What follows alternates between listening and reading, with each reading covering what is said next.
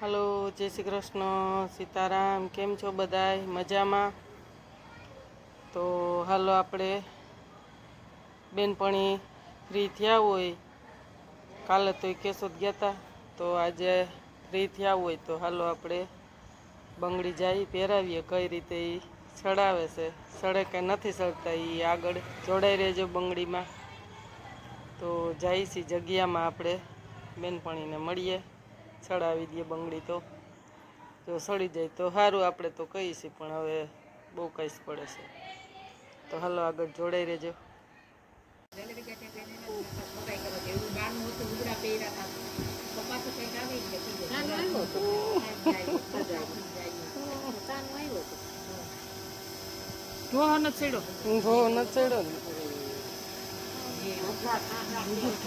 સડાવી દીધા હો, મસ્તીના માન કરીને સડ્યા. જો હાથે રાતા સોર થઈ ગયા.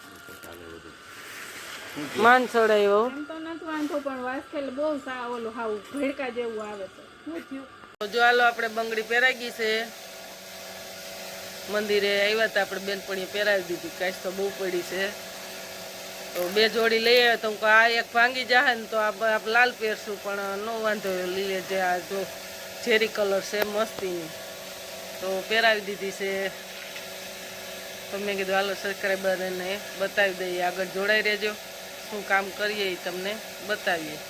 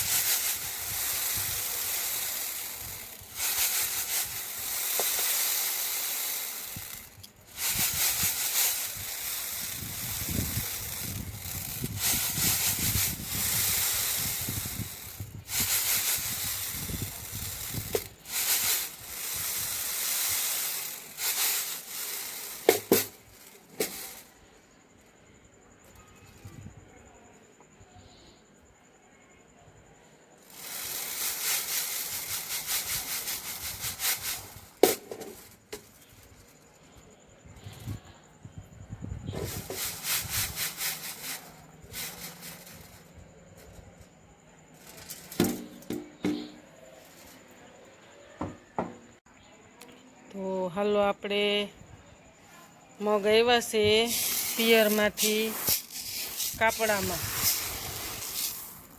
તો મયુરભાઈને આખો વરસ આપણે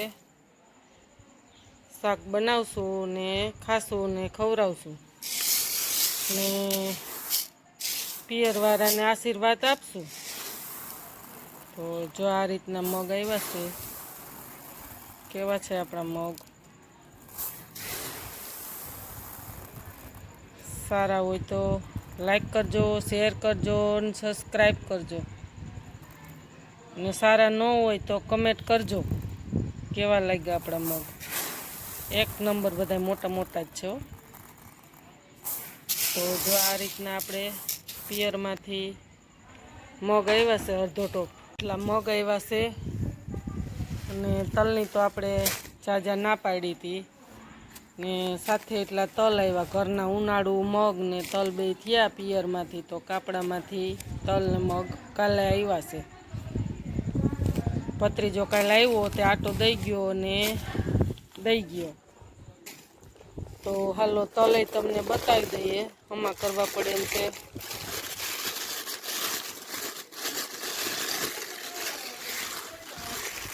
જો આ રીતના છે તલે. બહુ કંઈ જોઈ લઈ. જો આ રીતની આપણે મીઠી ગોળી આવે કઠોળની. તો એ આ રીતની આપણે ગોળી મૂકીને ડબલામાં ભરી લઈએ.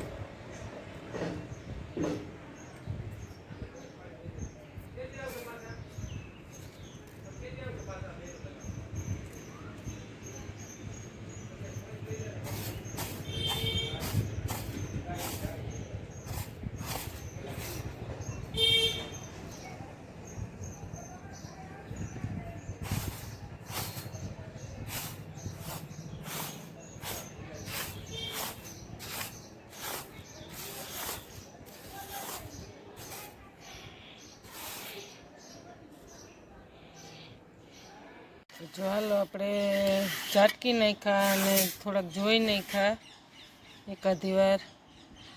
આ તલ પણ આપણે કાપડામાં આવ્યા છે પિયરમાંથી. મગ ને તલ બે ઉનાળુ હતા તે. તલ તો મેં હાવ ના જ પાડી હતી કે હાવ થોડાક જ મોકલજો. તો 2 પાયલી જેટલા હશે. મેં હાવ ખૂબ એક જ દીધા હતા. હજી 3જા વરસના પડ્યા એક બરણી ભરી હતી.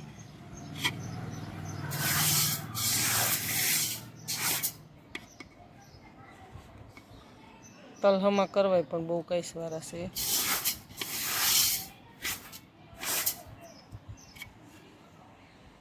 તો આ રીતને આપણે કોથળીમાં આખું ડબલું બાંધીને પેક કરી દીધું.